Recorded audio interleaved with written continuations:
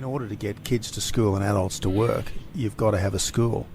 And if people choose to live miles away from where there's a school, if people choose not to access School of the Air and the other services that are available for people in very, very remote locations, if people choose to live where there's no jobs, obviously it's very, very difficult to close the gap because But are you education... penalising people for living in remote areas there? Isn't that something you should encourage to get people out of the cities? It's not the job of the taxpayer to subsidise lifestyle choices. We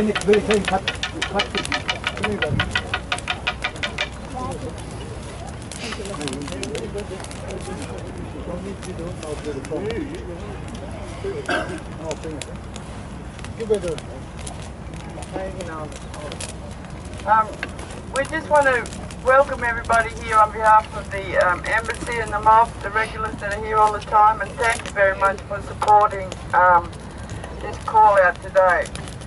I think I'm told this morning there are over 20 communities that will be marching or protesting in some form today, so I think we're getting better and bigger as we go along. It's tragic that it's in circumstances like this that our people are once again being dispossessed and dispersed off country, but hey, this is Australia and that's how they do it here.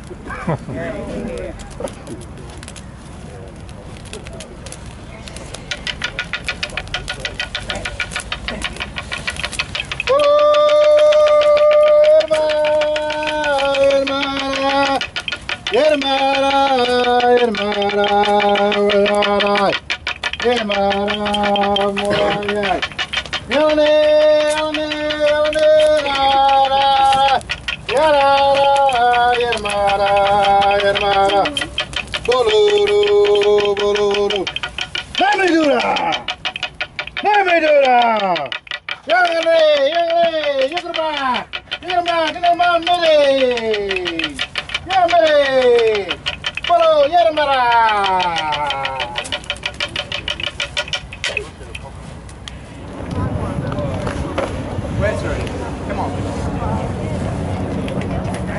Get this thing going.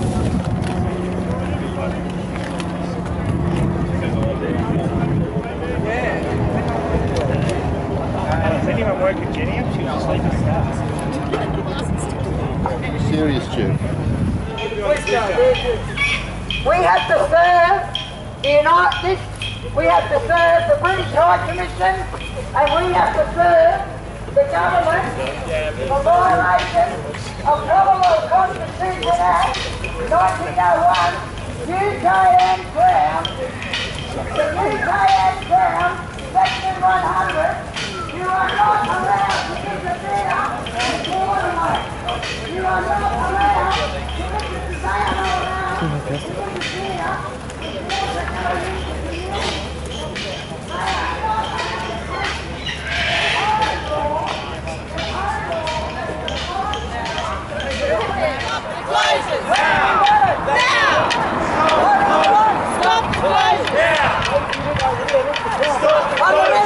On the left you'll see the new now. What do we want? Stop the closure. When do you want it? Now. You can't hide. We judge you. Stop the closure. Stop now. What do we want? Now. When do we want it? Now. What do we want? Stop the closure. When we want it? Stop the closure. Wait. All right, can everybody hear me? Can everybody turn around here and come down here? One of our first speakers is going to be Rachel Siewert. And can I have Auntie Jenny Munro here, please, for a minute? Well, no introduction here. Jenny Munro from the land here. Just once again to reiterate the warm welcome to everyone to come out, and it's been very short notice. So really, on behalf of the Embassy again, I can't thank you all enough for showing your support. It's a critical cause, the closure of our communities, and these are all forced closures. Our people have got nothing to do with moving off land. They, in fact, want to stay and maintain their right to country, their obligations to country. it makes for a very interesting conundrum with the native title legislation. I would call these movements forced extinguishments. So I'd suggest under this federal government's native title legislation that these communities would have $1 million compensation bills to the government for the forced closures of their community. Under the native title legislation, our title is extinguished if we're not living on country on their racist legislation called native title. It's just an example of how our people have been deprived of basic human rights by the illegal regime that's been running this country for 227 years without the consent or the authority of the traditional owners, the first peoples of this country. That's the problem that they need to resolve. By pushing people off their communities, by forcing us further into oppression and poverty, you're only going to make the dogs bite back. We are tired of this treatment by successive governments. It doesn't matter what colour, what persuasion. Their first priority when they walk into this house is their overt and avowed racism against our people. That's how most of them get elected, on racist policies and programs. This country has to answer. It has to be a reckoning, and I hope one day the world will turn the spotlight on Australia the way it did on South Africa to end the apartheid regime.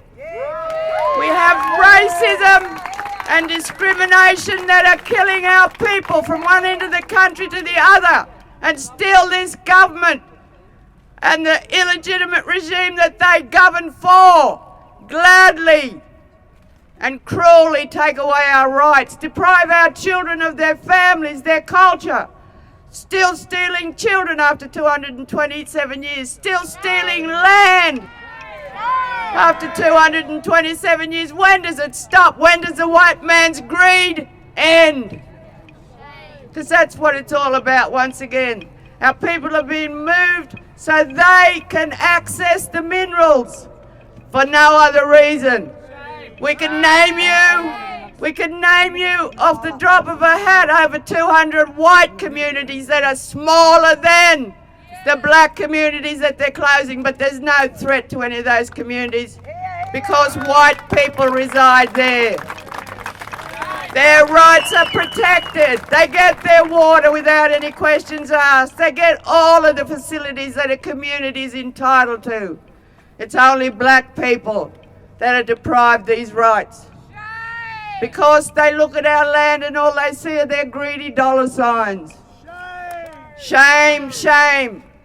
There's a wise saying from the Native American peoples: when there's no more food to eat, no more trees, no more water, will you then eat your dollar notes? Thank you very much, Annie Jenny Munro. Can I just have some of the WA representatives up here?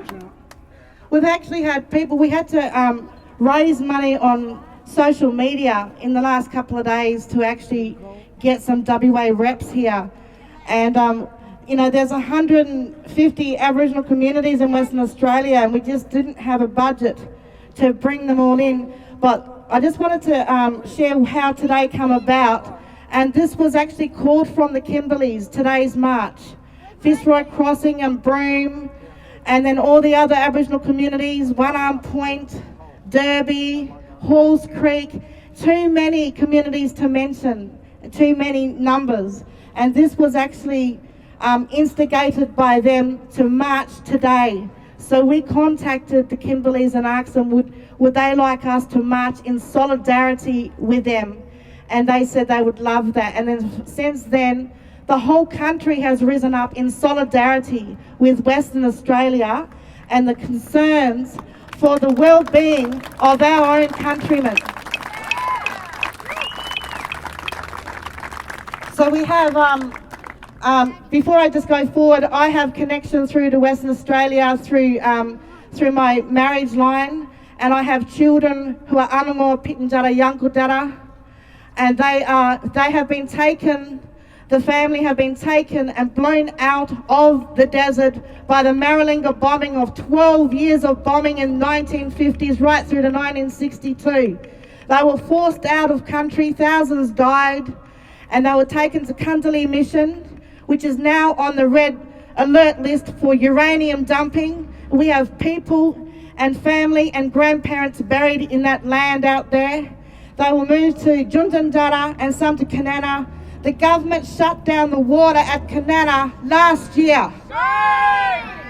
And there are Kanana blackfellas gone to the fringes of Kalgoorlie, living without shelter, without water. And some of them have gone to Boulder Camp, and last week the local government made an announcement they will shut down Boulder Camp. So this tribe, this particular tribe, Anangawa Pitandara Yankuldara, they were the last nation, Aboriginal nation, to meet up with Western world, with white Australia. And they were met with nuclear bombs. And now they have no water.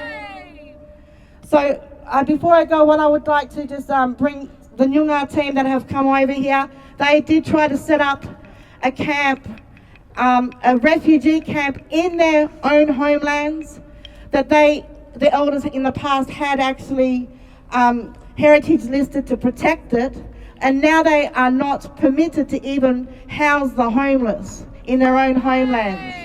So, and then we've got Rachel Siewert, so we'll just move forward quickly. We've got Rachel Siewert and we've got Nova Peris here, but if you don't mind, I just want to get the WA voice quickly represented and then we'll just move on. Yeah. Let's keep it short and we'll get back to that. Yeah. Well, hello, I'd like to thank the traditional owners for letting us stand here and gather with you today. I'm Nicole Culbong. I'm from the Nyunga 10 Embassy. I'm a Nyunga Yamaji from the Belia tribe in Perth. Just being at the 10 Embassy, we've been pushed and shoved off land. We try to establish a place where we could take people from communities to come in and help guide them through assisting them in helping raise refugee camps, and it's just been full on over there, and I thank everyone for coming in.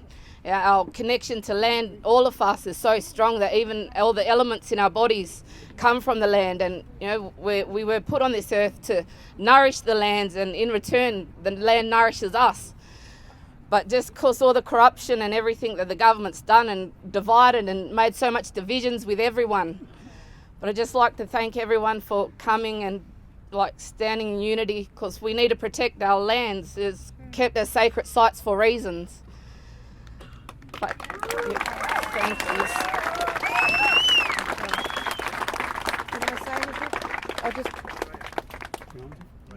We'll just bring the senators on and then we'll let them go. Yeah. Or do you want to quickly say something? No, wait. All right, we'll just quickly move the senators on, and just because we've got a lot of people that have things to say today, and then also there's pressure on time and stuff like that, with especially with the people coming out of Parliament. So we just do thank you, the two senators that are here today, for coming down and getting themselves to be represented. But I just really would like to reiterate today that please hear our cry and take our cry back into this Parliament House today, please. We have people who are homeless now. We have thousands about to be dispossessed now. We ask them for help now.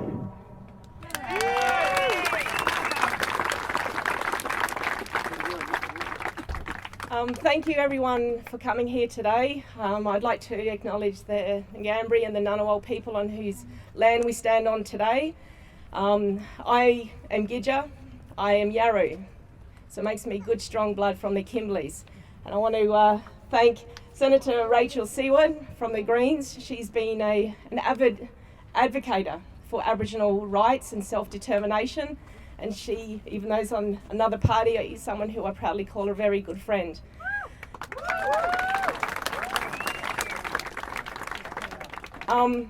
Today is meant to be Closing the Gap Day. And, you know, it almost feels like we are in a Grand Canyon. The gap is widening. And the mere fact that it's 2015 and Aboriginal people are being forced off their land is something that no Australian should, you know, embrace what the leaders of this country says is acceptable.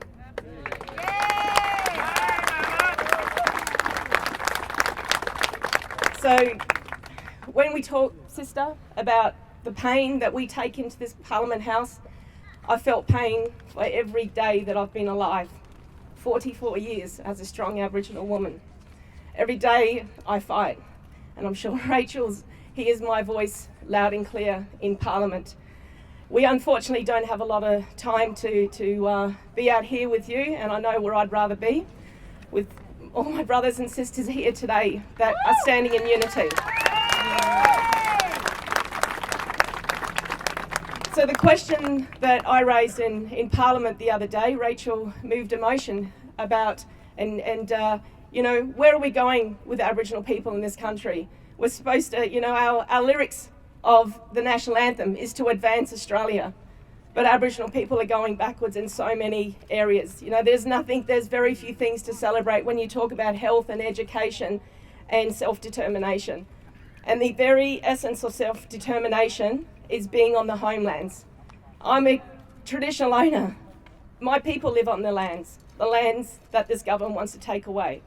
And one old lady said to me when I was going to the Tiwi Islands a few weeks ago for a funeral, and she said to me, you know, Gadiya people and my Gidja people know what I'm talking about. They said they can carry a Bible in their hand. That is their belief. That's the spirituality. That's the connection. Our Bible is in the land. And you remove that Bible and we are gone as people. So these are the questions I asked the other day, and we cannot let any government off the hook without these answers. Where will Aboriginal be forced to live? How many people will be forced off their country? Will the army be used again? What communities will be shut down? What service will you provide for these displaced people? And what accountability have you asked from the Western Australia government in subsidising the latest land grab?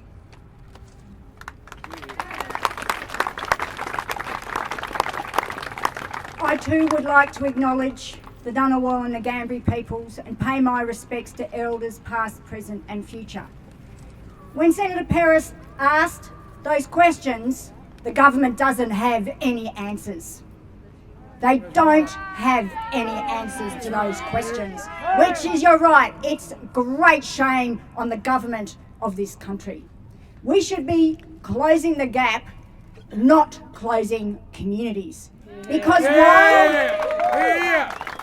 because when they close communities, they will not be able to close the gap, because we know the importance of communities for social, cultural well-being. We know the importance of communities for the management of land and the connection to land.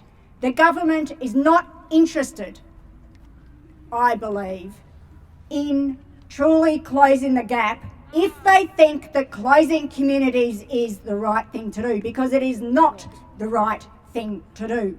Just not long ago, I was in the Senate and heard the government talk about evidence. Well, the government don't make their decisions based on evidence. Let me tell you, they base it on their ideology. And you need to look no further than the insensitive, appropriate remarks that our Prime Minister, the so-called Minister for Aboriginal Affairs, when he said it's a lifestyle choice. Shame. That is the last I won't say it's the last, unfortunately it won't be the last of his insensitive, inappropriate remarks, but it is the next in a long series of insensitive, inappropriate remarks, which shows he's not fit to be the so-called Prime Minister for Aboriginal Affairs. The Greens, along with all of you and Nova, will be standing against closing the communities. I'm asking another question in the Senate this afternoon. I got a motion through Parliament just just a little while ago, to refer the so-called Indigenous Advancement Strategy to committee inquiry for the atrocious process that has been carried out. We will continue to stand with you to take it up to the Barnett government and to Abbott's government until they reverse their decision.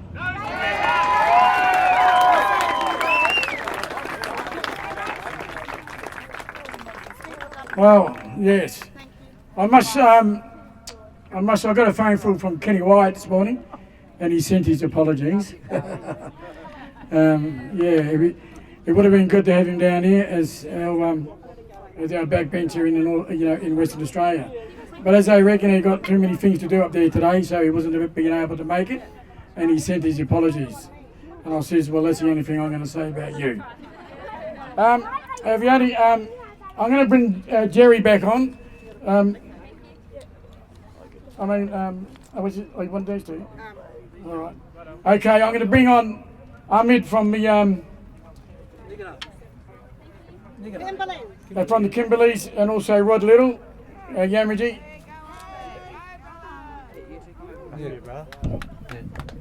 Hello everyone. My name's Hamid. I'd like to thank the traditional owners for letting me speak today on behalf of my people and all the other communities in Australia. At this point, Aboriginal people are marching another half an hour. Just spoke to my cousin. So they're really gratitude for your fellows' support here. Of what I know myself, speaking to my grandfathers, were in Jabberanga, where the Nigana Nation of the Muddawater country, in the Bristol River. And at this point, we are selling ourselves to the mines, which is, pretty shit. This is what they're doing to us. So they're stopping us from keeping up with the economy. We've got to sell our land to survive. This is wrong, They should acknowledge us, the traditional owners of this place. They practice their culture every day. Traditionally, I want to take my children there and let them learn their ways as well, and I can't even do that. Why do we have to tiptoe around our own country, This government has a lot to answer for. A culture that has been the oldest culture in the world, 65,000 years, and it's taken 227 years to destroy it. What's going on? Wake up to yourselves. Thank you. Thanks, Brother Hamid. From one traditional owner from the West to the mob here, I pay my respects to you. And just to recognise that value of land is so important to our cultures. In the actions of this government and governments before, I see that there's some things that are happening that are the same. The fear and greed of the power of Aboriginal and Torres Strait Islander peoples, but the power of Aboriginal peoples with the alliance of other Australians. I think that's a calling from me to everyone here today and in other places around the country, is that we as peoples, as Australians, and especially the First Peoples of this country, must unite and be strong against these baseless policies that have no evidence. But if you look over the 200 years or so of the decisions made by successive governments, the last straw they pull out is to attack black people of this nation. And for me, that is not shame, that is criminal. It is criminal to not be able to enjoy the freedom as every other human being to choose where you live, who to make friends with, and to make advancements for yourself. So my experience with establishing communities back home in the West, and you see the elation of peoples on the faces of people, and particularly children, that they know that they will be safe on their lands. There's no guarantees that where they move from in the next month or wherever they move to in the cities, that there's going to be a guarantee the rights of shelter, the rights of employment and safety. There are no guarantees from this government, and there's no guarantees from every other government in this country. So my call is to ask upon everyone here today, your friends, your families, the people that you know, is a calling for for the unity of Australian peoples to stand up against this criminal behaviour from the government. Thank you very much. Yeah, just bear with us. We've still got some more voices from WA. I just ask that everyone just be quiet when they do get up here and speak, because it's very emotionally traumatising. Even for myself, I felt even last night a moment of despair that I didn't think I could even come today. It's so painful, so hurtful. So, and particularly for those who have just come over from WA, this journey is incredibly painful to actually address right at the front of Parliament House, where the strongholds are for our people, where the decisions of assimilation and destruction are made for our people. So I would like to just bring Nicole Culbong back and Shuan Harris to just share some words and just just have some silence while they speak, if you don't mind. Just speak right on that mic. Yeah. Just introducing you. I just got Shuan Harris here with me. My brother is from Yamaji country. Just right on the mic there. Hello, my name is Shuan Harris. I'm Nanda Wajiri Yamaji from Midwest, Western Australia. We came over, myself and Nicole, as invited speakers to speak about the community closures. First of all, I'll just thank and acknowledge the traditional owners for letting us come over and speak, and for giving us the privilege to be back on this land again. My niece was a death in custody last year at Jaleka G, so I'm here to speak on just quickly on the impacts of community closures. They say 15,000 people are going to be made homeless through these community closures. If they say 15,000, that's more like 20,000. They're going to go into the nearest cities, in the nearest towns, and be homeless there. They won't have no money for food, for medication. They're going to get sick. They're going to start stealing for food, for medication. They're going to get charged through their system, through their judicial system. Depression, suicide, death in custody, all these things are consequences and repercussions of Colin Barnett and Tony Abbott's forced community closures. This is forced land acquisition and genocide, ethnic cleansing on any level that you want to think and look at it. It's continual genocide. You know, they need to be held accountable. They have to stop doing this. They're killing us and getting away with it. They're so bold. They need to be held accountable and stop doing this. Grow a heart. We're not the animals. Yous are the animals. We are the original peoples, First Nations sovereign peoples on our very own sovereign soils. And yous have been committing genocide and ethnic cleansing for the last 227 damn years. Grow a heart. Yous have to be held accountable, and yous are. If you keep pushing animals into a corner, they will bite back, as Auntie Jenny has said. The time is coming where we are going to bite back, and the time is going to be soon. We have had enough, we're fed up. It's very depressing, and the feeling back home in WA is just unbelievable. It's very saddening. It's hard to be able to speak and come over. You know, we have come over to represent WA, which was needed, and we can't thank all of you enough for your help and support for us WA mob and for all of our peoples. There's all colours and races and creeds, whatever you want to call it. You know, we're all standing up as one now because we're all fed up, and we're not animals. We're sick of being treated like animals.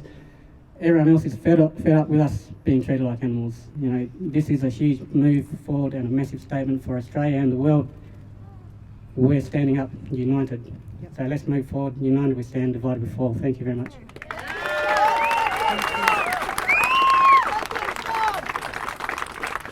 Uncle Michael Anderson? Uncle Michael, and we'll you first. I'll just, I've been involved with an organisation in Perth. You heard the speaker didn't go off.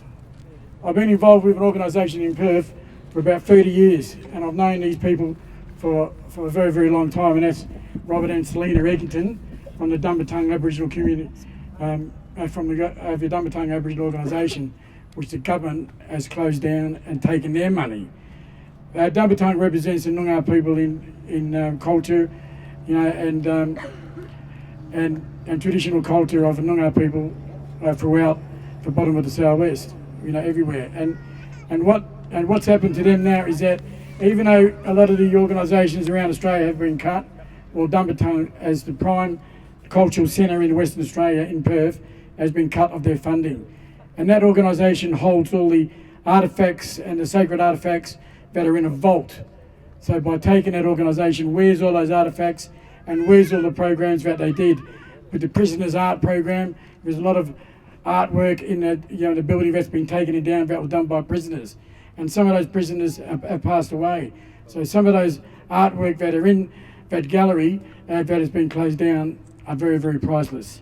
And what the government has done, which is sad, is that they've taken and ripped the heart out of an organisation that represents the Noongar people in youth suicide prevention and prisoners' artwork and programs for women and men that are going through dramas and also are fighting for the rights of Aboriginal people there. So on that note there, I would say that Robert and Selena support us today over here as they were as we supported them yesterday and also today. Also what's happening over there for WA. But yeah, enough of me. I just want to hand over to this man that doesn't need no introduction, and it's Michael Anderson. Thank you.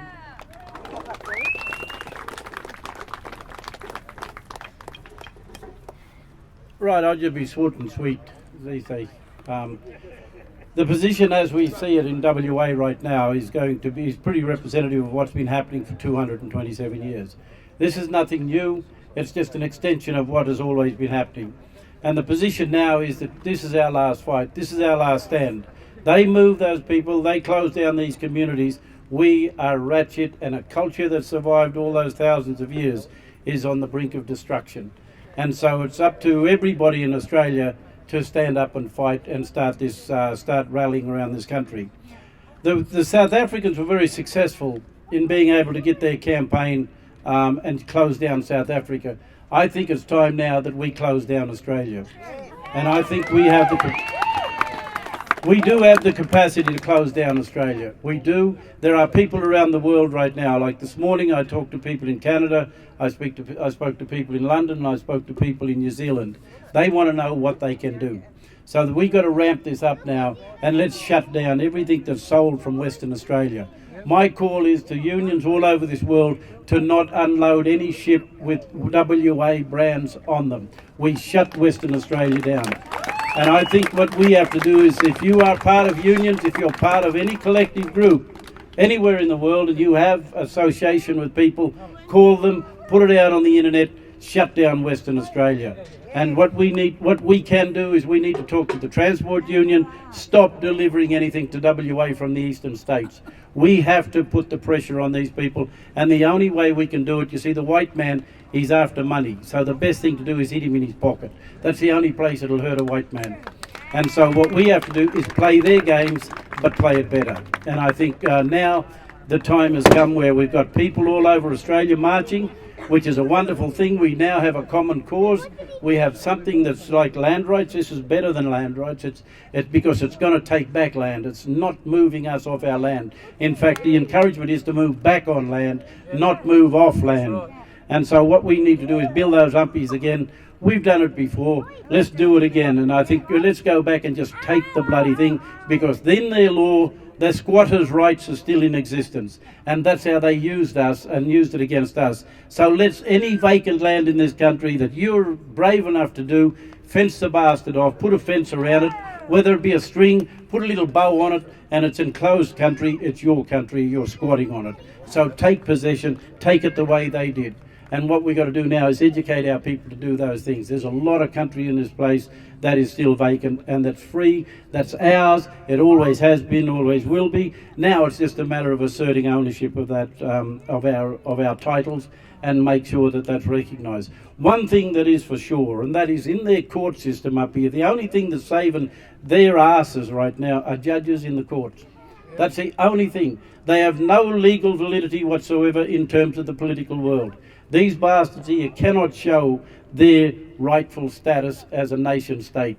These people here, have a look at the Australian Constitution. The Australian Constitution said this is a federated colony. It's a federated colony. This is not a free land. They've never won their freedom. They've never had their freedom.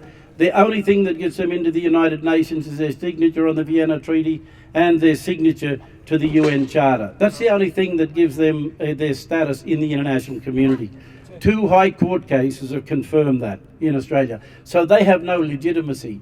And when you read Mabo again, and all the white lawyers in this country, along with those politicians, are telling blackfellas lies all over this country about native title. If you read that there, it says Aboriginal traditional proprietary rights to our land has survived British sovereignty. It states it. Then it says that native title, Aboriginal title, burdens Crown title. It also says that they never gained beneficial title. Now, for all of those black fellows and white fellows who went to university, you know the meaning of beneficial. And so if they don't have beneficial title, how the fuck are they taking our land? That's the question. And so what we got to do is stand up and go for this. We got nothing to lose. Yeah, death is coming to our kids. Death is in prison.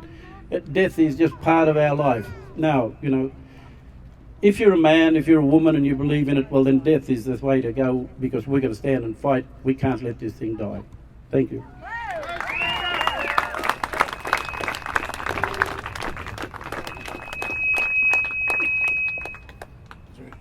Yeah, thanks, Michael. The next person or people that is going to be talking now is Gerry Georgatos, the West Australian Crisis Overview of what's really happening.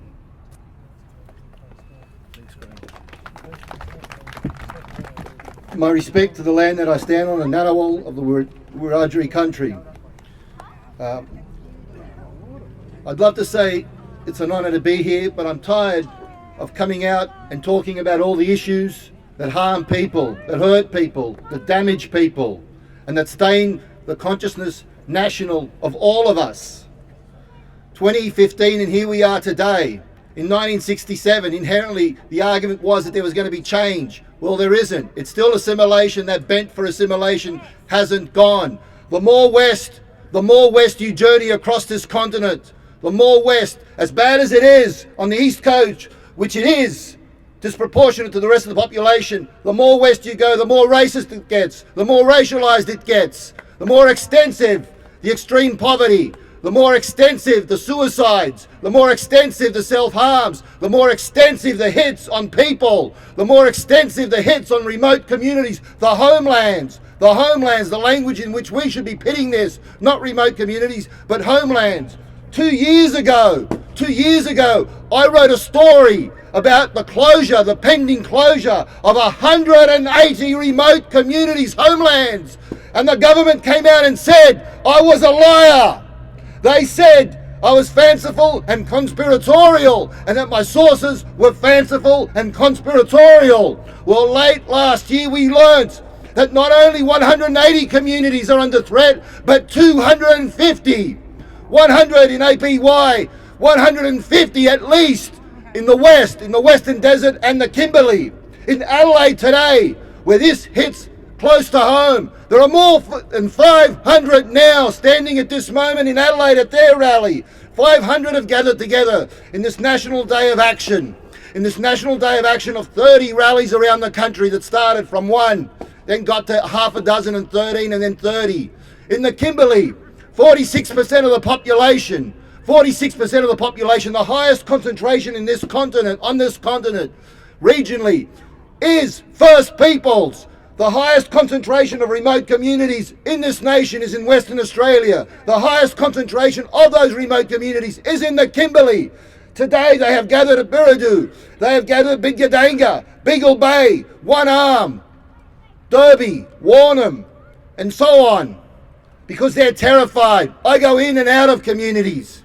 I've been to more than 100 of Western Australia's communities and hundreds across the nation. And I tell you what the people are saying there. We're terrified. The uncertainty is scaring us all. The children are saying, what does this all mean?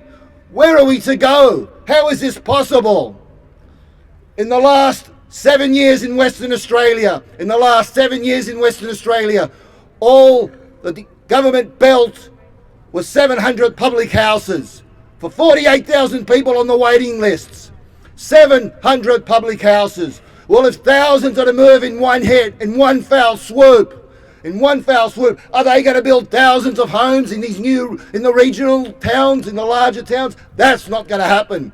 Look, I'm not going to talk about the narrative of the municipal bill. That's bullshit. That pittance $90 million bill for 282 communities in Western Australia, that's pittance. That's rubbish. And $10 million for 100 and plus communities in the APY, that's pittance. That's rubbish. This isn't about it. It was about what I wrote 2 years ago. To clear the land, the vast interior and the top end for commercial interests, for the mining interests, for the multinationals, for the developers, for food bowls, for agribusiness, and for the raping and pillaging of the land so the filthy multinationals can become filthier rich. It isn't conspiratorial. It's a fact of life. Look at the Aboriginal Heritage Act in Western Australia. It doesn't effectively exist anymore. It's gone.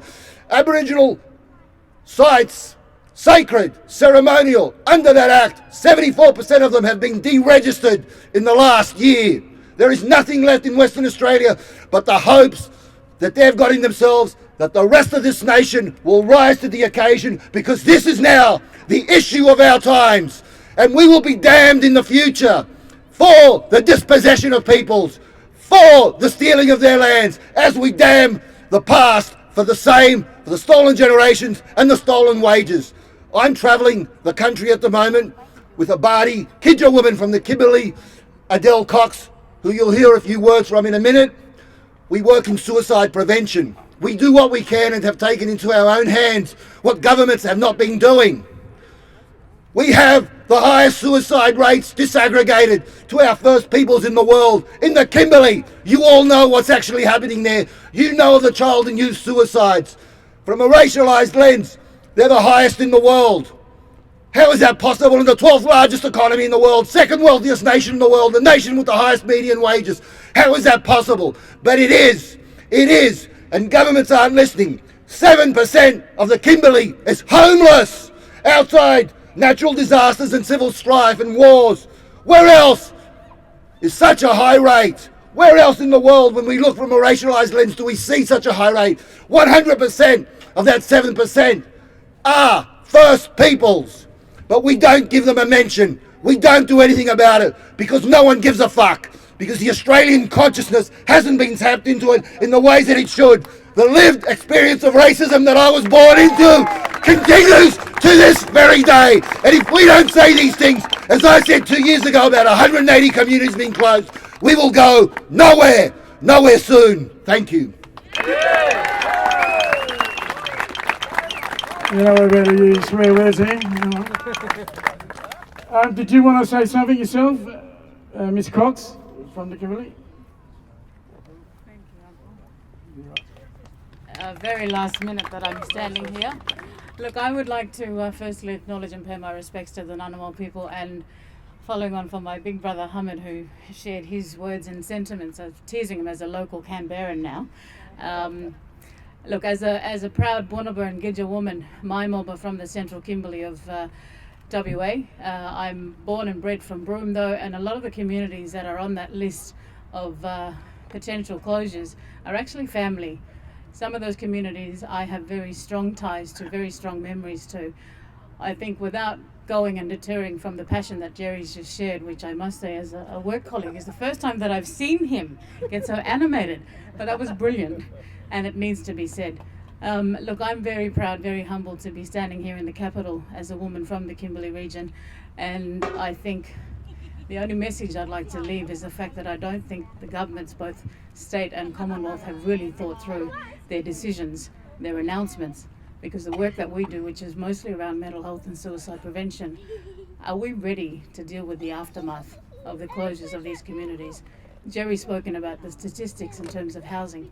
There's so many other things, so many other impacts and sadly a lot of negative impacts that we're going to see because of the forced closures. These are real people that we're talking about. And I don't think governments, both state and federal, have any clue. We've heard from colleagues within the House, both our senators before, about the fact that government doesn't know what the fuck it's talking about. I don't usually swear, by the way. Gerry's a bad influence, he is. Look, we've been hearing, and the work that I've been doing across this country for the last 10 years, working in suicide prevention, communities have said direct that the biggest protective factor for us as peoples is our connection to country, our connection to culture. These closures will stop that. We are going to see another genocide. It's slowly happening, and unless we keep going, unless we stand strong in solidarity, nothing's going to happen. So heartfelt thanks from all of our families in the Kimberley. Thank you all for coming out today and showing your support. Yeah, thanks a lot, sister. We got 2 more to go, and then after that, those balloons are going to be released. All right, so can I, Chris Tommlins from the Northern Territory, he's going to say a few words. Hey, hello. I'd like to thank the tribal men, women and children of this country for allowing me to talk. In regards to the intervention in the Northern Territory, it's not an NT intervention, it's a Commonwealth military intervention. I think the Indigenous IAC is right when they say Abbott isn't listening to any Indigenous people in this country. Abbott is revved up by his own ideology, an ideology without any evidence and substance. Abbott's lifestyle statement is another blanket policy, and it is incoherent. It is not a conversation. It is a predetermined. It is not a debate. It is the old white Australian policy. 1 minute we push that. The next we are herded back like a mob of cattle. This is lazy, unreasonable and shallow politics. Again and again and again, we are facing yet more uncertainty. We are already suffering from decades of disconnection, degrees of poverty and displacement, increased risk of yet more homelessness, cope with issues of alcoholism, child removal, incarceration, dislocation, and high numbers of preventable suicides. Lifestyle choices employed wrongly. We have the same opportunities as mainstream Australians. Historically, this is just not true. I agree with Noel Pearson about Abbott's statement. It is very disgraceful, very disappointing and hopeless. As Noel said, we are bitterly disappointed to hear this deranged debate go on in the substandard manner in which it is being conducted. It is unreasonable and simplistic and an insult to all decent Australians. Thank you.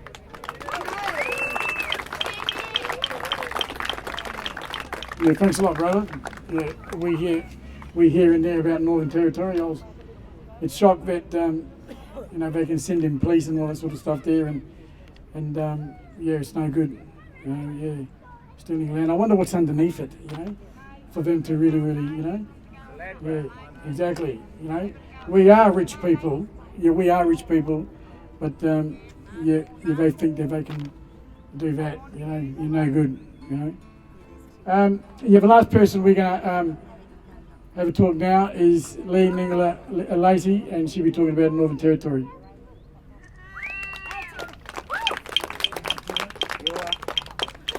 My name is Lee Nungala Daylight Lacey. I'm at the Aboriginal Embassy. I've been down in Canberra for 15 years. My bloodlines go from the Gulf of Carpentaria right to the Central Western Desert to Bindabee. The Bindabee Nation have only been civilised in the last 20 years.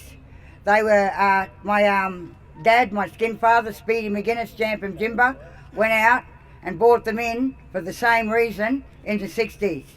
They were going to do a Maralinga on the Central Western Desert. We knew that they were there. They've only been speaking English for the last 17 years, but they were there. We knew. But when they were going to blow up the Bindabee, like the Maralinga, my dad, Speedy McGuinness, went in there and brought them out. Now they're at Kintor. Now, we heard just recently, we've got a sister girl, Alice Haynes, has been keeping us up to date with what's happening in her family's country. And they stopped the water. Well, they stopped the water in Kintor too. That was in the 60s. They got one tap in the town. Water is not a black and white issue. It's a human right issue.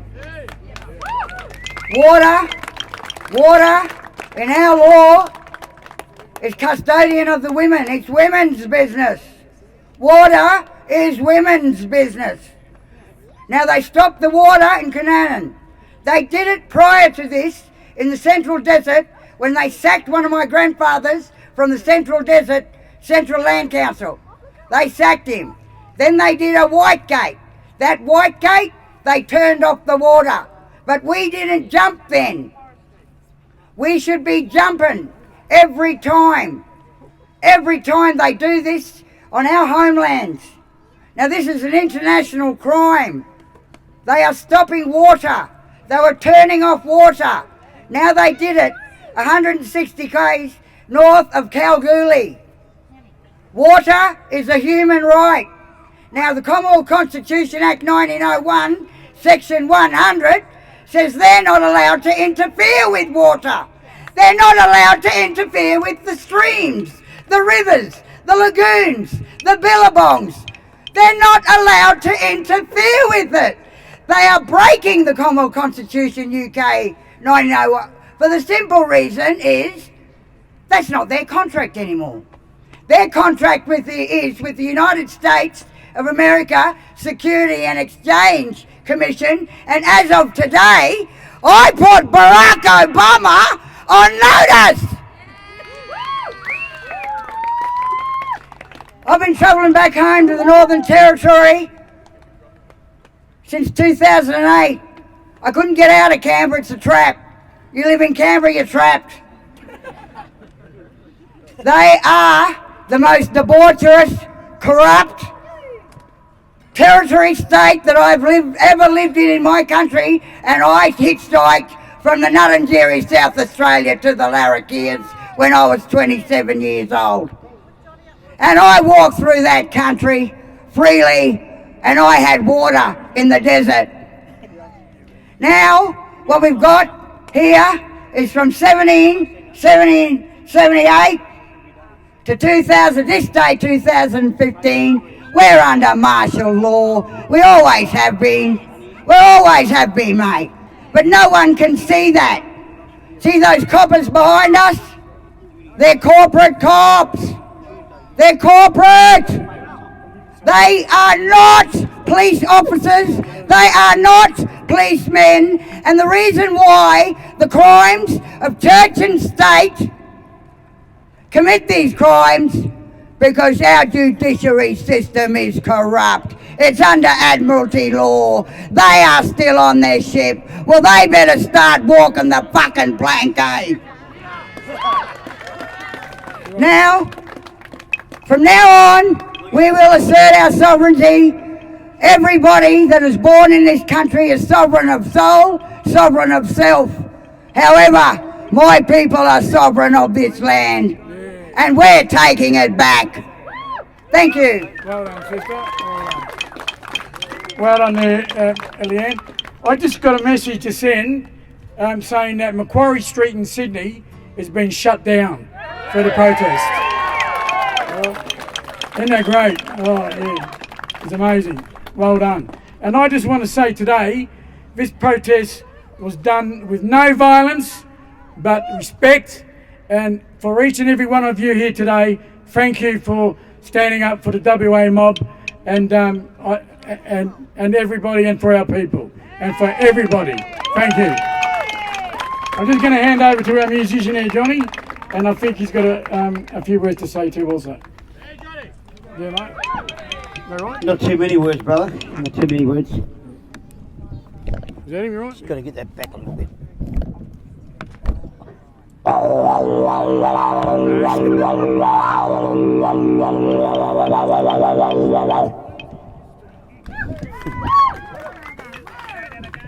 give you a moment to reflect, and I won't take so many words as well.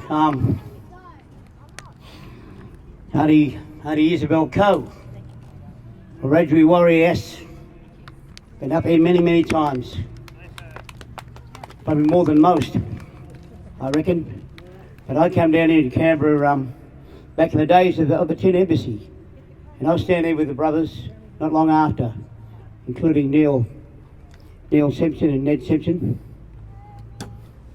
So I said, well, my thoughts were when coming up, I said, how many times got to keep coming up here? You know, we'll stop staring at us and stuff. We'll do what we need just to do. Then you won't have to stare at us all the time, will you? This song also was a very favourite of my dear cousin Mob from Cowra and Ngunnawal Country, Auntie Gerry Harris, who we did the sorry business with on Tuesday at the Holy Spirit Church, a Catholic church out at Amaroo. You raise the guitar a bit? Ready, set, go. So here we go.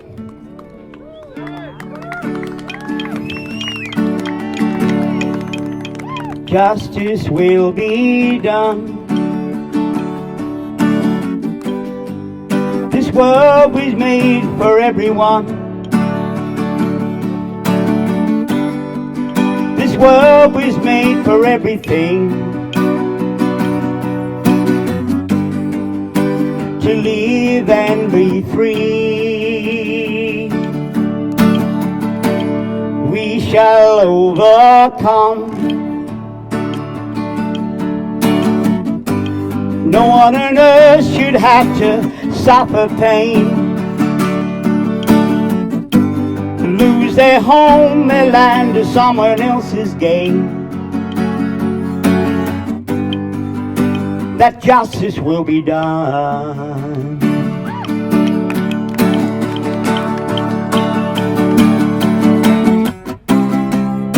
Some sunny day there'll be an answer, but for now we must fight. We must carry on. We must carry on and make our world a better place. For the entire human race, justice will be done. There's the common good for all to share. Deep within our hearts there's a place somewhere that binds us together. We can rise above the human weaknesses within us all. With the power of love, we can heed the call. Justice to be done.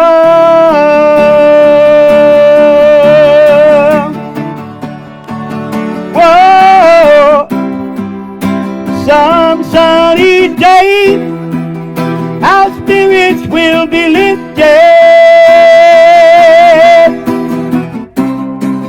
up to the sky,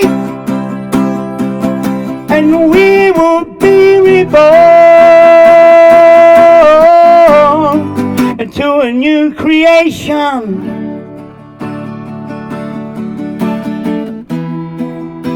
And every entire nation will live as one. 'Cause justice will be done. Say with me, my people. Come on, let's go. Justice will be done. Together, louder. Justice will be done. Couple more times. Justice will be done. One for the road. Justice will be done.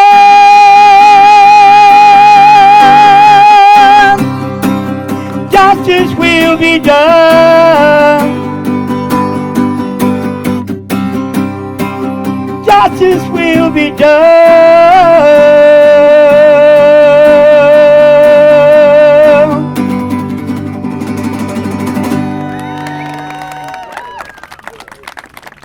Thank you so much. Thank you. Thank you. Another one? I don't know. Feel like another one? I'm born of this land.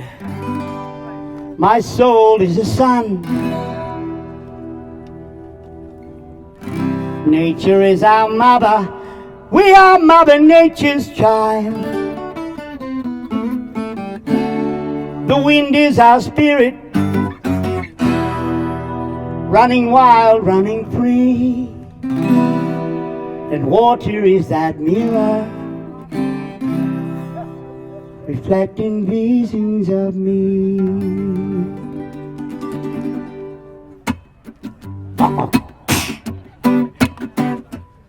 Bit of clapstick, bit of dance, bit of cropper. Come on, let's go.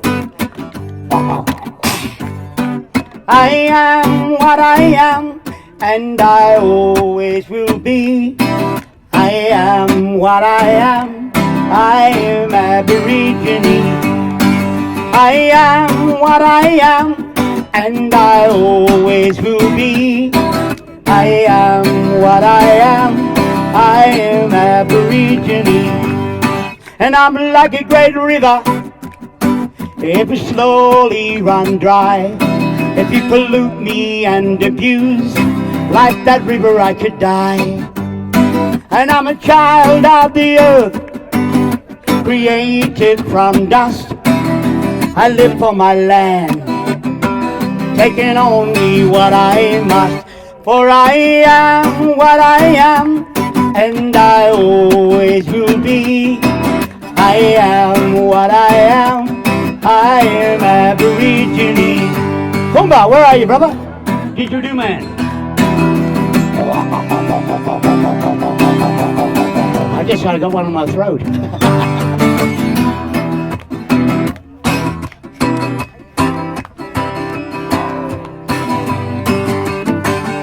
And I'm the hunter of animals. I imitate their stance. I am what I hunt, and I'm a spirit in the dance. And I'm a painter of walls. I'm an artist of dreams, depicting mythological creatures and spirits in my scenes. For I am what I am, and I always will be. I am what I am. I am Aborigine.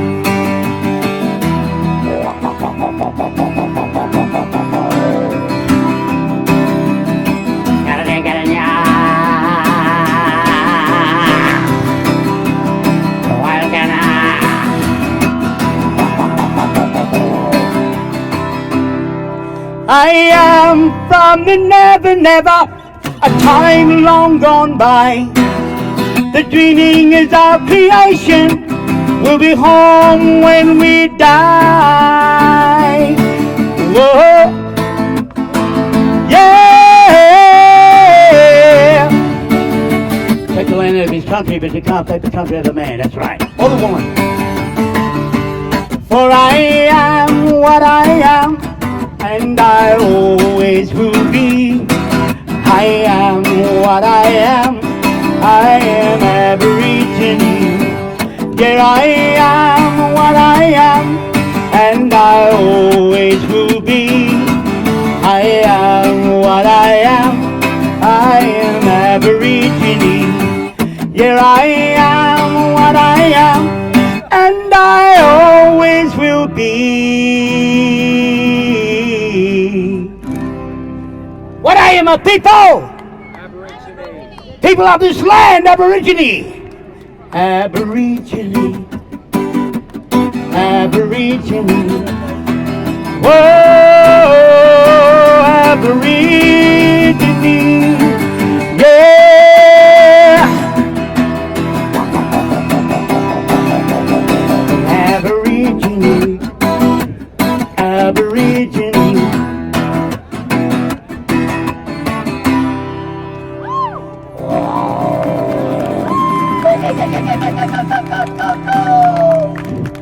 Aborigine. Help me say that part. Aborigine. Oh, this land. This land is me. I am this land. And I need this land to be free. That's for sure. Every part of me. Go back into this land. Keep it strong. Otherwise, it won't have the same identity, will it? No.